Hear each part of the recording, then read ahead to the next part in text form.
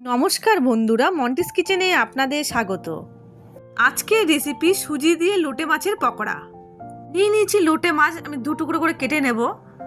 আপনারা গোটা গোটা করতে পারেন। দিয়ে দেবো স্বাদ মতো নুন, হলুদ গুঁড়ো, লঙ্কার গুঁড়ো, আদা রসুন পেস্ট, একটা গোটা পাতিলেবু আর মিট মশলা।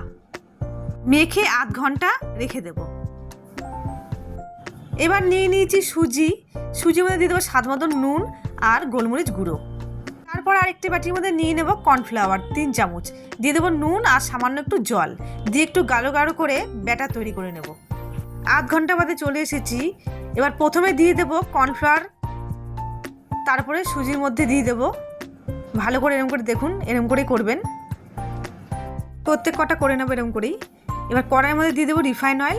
এবার একটা একটা করে মাছ ছেড়ে দেবো।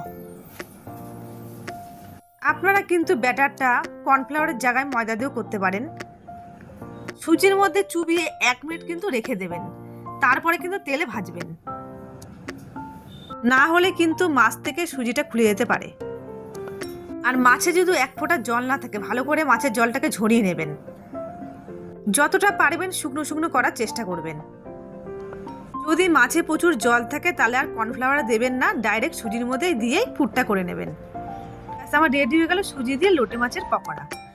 আমি একটা ভেঙে দেখাচ্ছি, দেখুন কত সুন্দর হয়েছে। এই দেখুন কত সুন্দর হয়েছে।